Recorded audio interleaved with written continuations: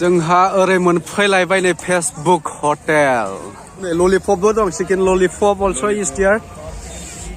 Chicken chilli ने आरोहाय fish फ्राइबो दं नै ओमफ्राय दाउदैबो दङ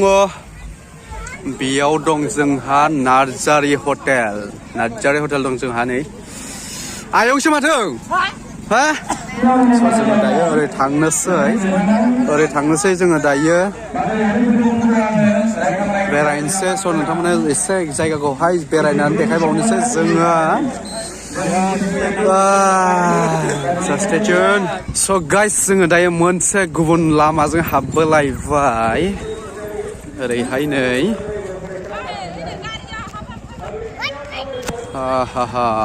बिथिं हाबबोलायबाय जोङो बिथिं मा मोनहैगोन आंबो मिथिया दासो हाबबोदों जों बे लामाजोंहाय स' हाबबोगासिनो जोङो बिथिंहाय स' नायलांबाय थादों नोंथांमोननोबो देखायगोन आंबो नुलांबाय थागोन आरो माने स' stay tuned guys and बियो जाहैबाय एबसु अफिस गोदान बेलस्रि आनसलिक 2020 नैयाव नायनोसै र' माला नभेम्बर बेयो जाहैबाय बेलस्रि दखरा दुलाराय बर' फरायसा आफाद अल बड' स्टुडेन्ट इउनियन माने गाहाय मावखुलि बेलस्रि आनसलिकनि एस्टाब्लिश 2015 डिस्ट्रिक्ट सनितपुर बेयोहाय मावख' माने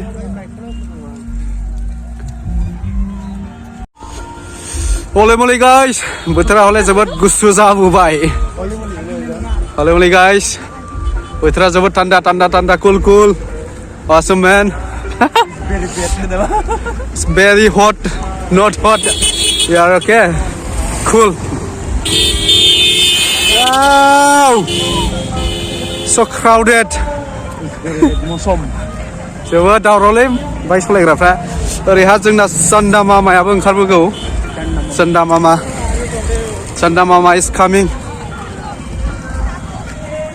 Chanda Mama. Tum azam.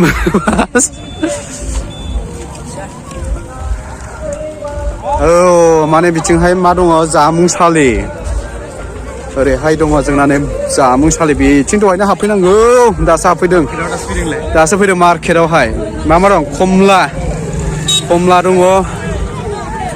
ओरैहाय मा दं ओरैनिफ्राय थांनोसै आयै स्वीट हियार बेयावहाय मा दं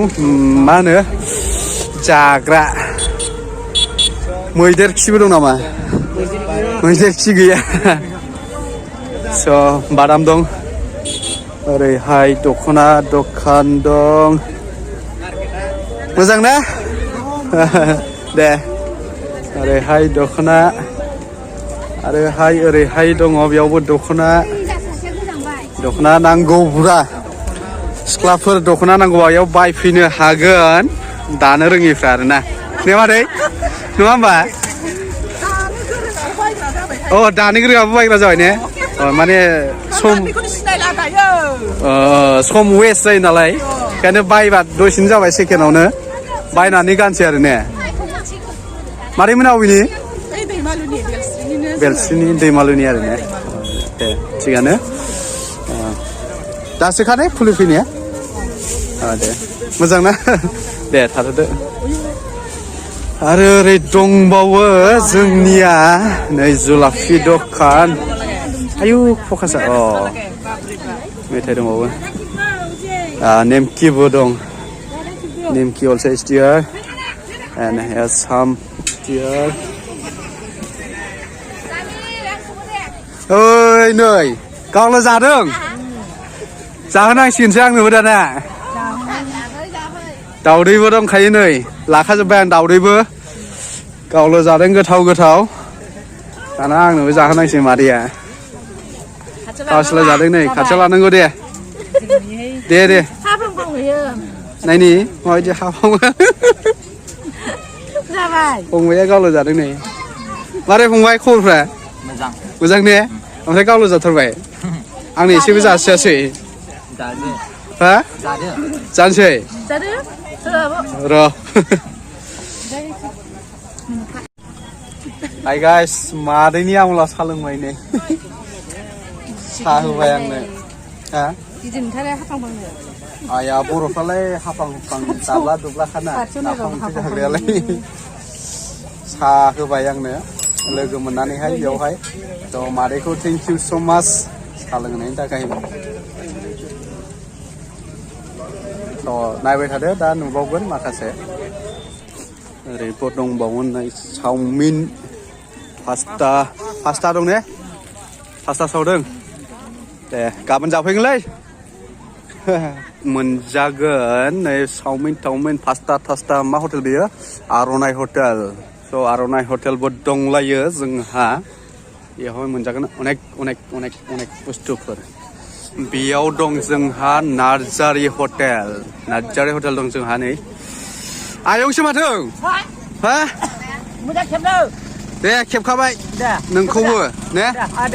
थिग दं नार्जारि हटेल बियो जाफैनो हागोन मा मोनगोन आयं बेयाव मा मोनगोन गासिबो ओमफ्राय बेदर ना सब मोनजोबो बेयाव आरो ने आरो मोनसेबाव मोनजोबगोन आरो ओमफ्राय बै बुस्थु मोननाय नङा खिन्थु बैखौहाय बेफोरथ' बिदियाव सोलिखाया जाहैबाय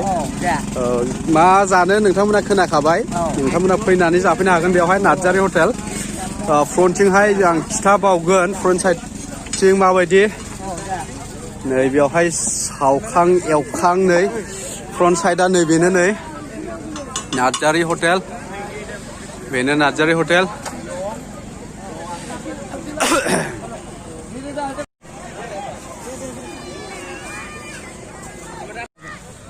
जोंहा ओरै मोनफैलायबाय नै फेसबुक हटेल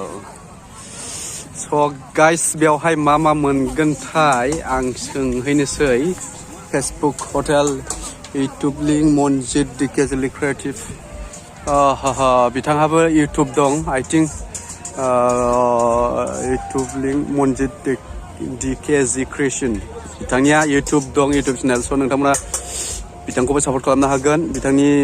इउटुबनि नामानो जाहैबाय नै मनजित डिकेजि क्रिएसन आरो मोनसेया जाहैबाय बिरफुं ब्लग स' नोंथांमोनाबो बिथांखौ सापर्ट खालामनो हागोन मा मोननाय जायो बेयाव चिकेन चाव भेज चाव एग चाव पास्ता बेफोरखौ मोननो हागोन ने जानो हागोन एग रल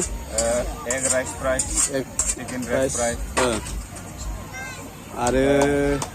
गोबां दंबावो नै ललिपपबो दं chicken lollipop also' is there chicken chilli ने आरोहाय फिस फ्राइबो दं नै ओमफ्राय दाउदैबो दङ स' बिथिंहाय कुक खालामनाय जायो नै